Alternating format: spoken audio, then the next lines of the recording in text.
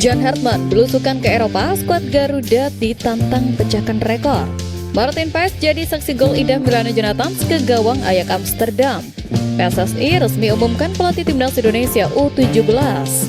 Kronologi insiden Emil Laudero, Kapten Inter Milan kirim permintaan maaf.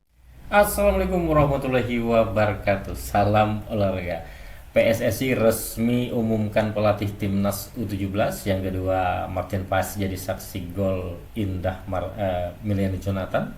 Yang ketiga, Kapten Internasional Inter Milan kirim permintaan maaf. Dan yang terakhir, skuad Garuda ditantang pecahkan rekor. Coba kita saksikan bersama ya. Sektor pembinaan usia muda sejatinya adalah investasi paling mahal yang dimiliki sepak bola kita saat ini.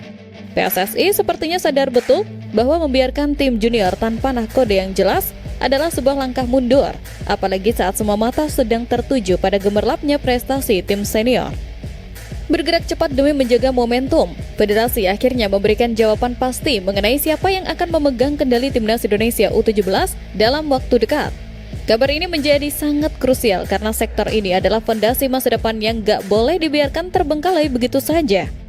Menariknya, situasi ini muncul saat timnas U17 sudah dijadwalkan melakoni laga uji coba internasional melawan kekuatan besar, China. Kursi pelatih kepala sempat menjadi tanda tanya besar setelah Nova Arianto mendapatkan promosi untuk menangani tim U20 berkat capaian bersejarahnya meloloskan Garuda Muda ke Piala Dunia U17 2025. Meski kursi pelatih definitif belum sepenuhnya terisi, agenda melawan China harus tetap berjalan. Ketua Badan Tim Nasional Sumarji akhirnya memberikan kejelasan bahwa Nova Arianto tetap ditugaskan memimpin tim untuk sementara waktu. Tak sendirian, Nova bakal didampingi oleh Kurniawan Dwi Yulianto menciptakan kombinasi staf kepelatihan yang punya rekam jejak mumpuni. Duel melawan China yang akan digelar di Stadion Indomilk Arena pada awal Februari ini menjadi ujian awal untuk mengukur sejauh mana kesiapan skuad menuju Piala Asia U17 2026 di Arab Saudi. Sebagai tim yang sudah mengantongi tiket otomatis berkat performa apik di edisi sebelumnya, harapan publik tentu sangat tinggi. Kehadiran duet Nova dan Kurniawan diharapkan mampu memberikan stabilitas taktik bagi para pemain muda. Menarik untuk kita saksikan, apakah eksperimen sementara ini sanggup memoles talenta muda Indonesia menjadi kekuatan yang benar-benar mematikan di panggung Asia nanti? Beranjak ke Belanda, sebuah momen bertajuk Indonesia Connection baru saja mencuri perhatian di panggung tertinggi Eredivisie melalui duel unik yang melibatkan dua nama besar diaspora kita. Pertemuan antara Excelsior Rotterdam melawan Ajax Amsterdam semalam menjadi sangat spesial karena Martin Paes hadir langsung di stadion meskipun ia berada di tribun penonton. Kehadiran Paes di sana sebenarnya untuk menyaksikan calon klub barunya berlaga, namun ia justru harus menjadi saksi mata gawang Ajax dihancurkan oleh gol indah pemain keturunan Depok Milano Jonathan. Perlu diketahui sebelumnya, Ajax sebenarnya sudah berada di atas angin setelah unggul 2 gol lebih dulu lewat aksi Mika Götze. Namun, situasi berubah total saat Milano Jonathan masuk sebagai pemain pengganti di menit ke-63 untuk memelopori kebangkitan Excelsior. Milano tampil sangat klinis dan berhasil mencetak gol pada menit ke-74 yang kemudian memicu gol penyeimbang untuk memaksa skor berakhir imbang 2-2. Di tribun penonton, Martin Paes terlihat duduk berdampingan dengan rekrutan baru Ajax, Zinchenko, serta Direktur Teknik Jordi Cruyff yang juga menjabat sebagai penasihat teknis timnas Indonesia. Performa Milano di laga ini terbilang luar biasa dengan catatan rating tinggi dan akurasi operan yang mencapai 82%. Bagi Milano, gol ini merupakan koleksi keduanya sejak dipinjamkan dari FC Utrecht pada bursa transfer musim dingin 2026. Momen ini seolah menjadi pesan pembuka yang berkelas bagi Paes yang sebentar lagi akan meresmikan kepindahannya ke Ajax dari FC Dallas. Sebuah drama tentang sportivitas dan keselamatan pemain baru saja pecah di panggung Serie A yang sayangnya harus diawali dengan kabar memprihatinkan.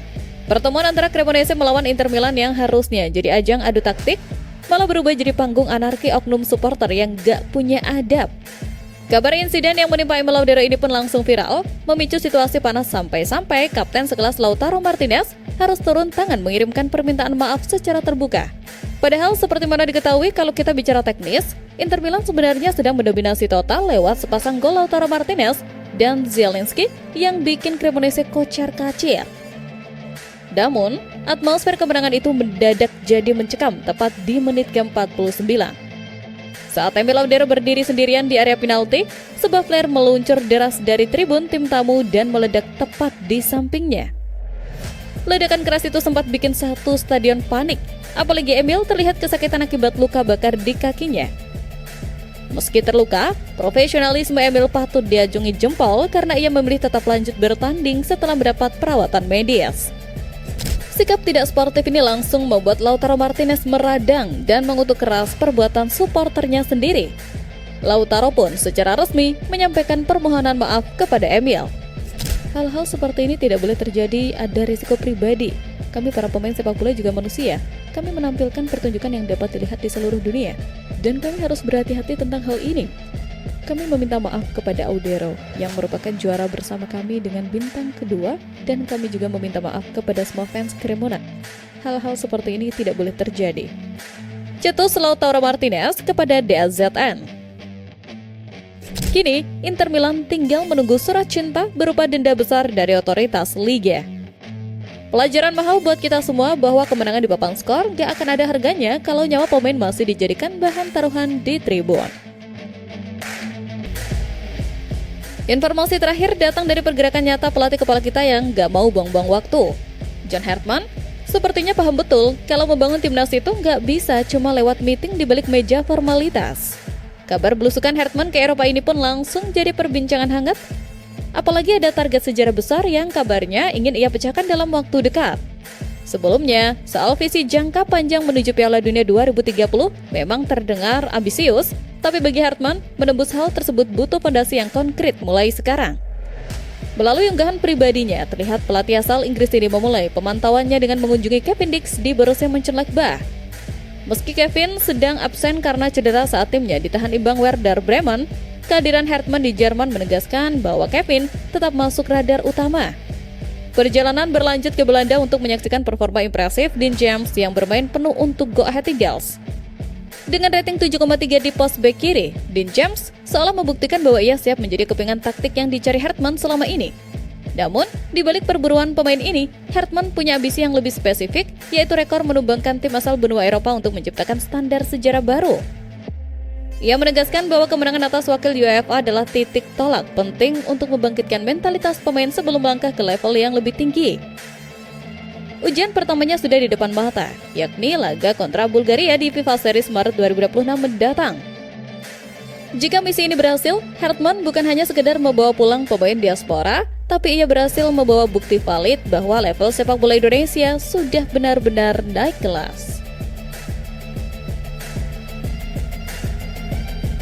Oke, itu saja untuk video saya saat ini. Nantikan video saya selanjutnya. Sampai jumpa.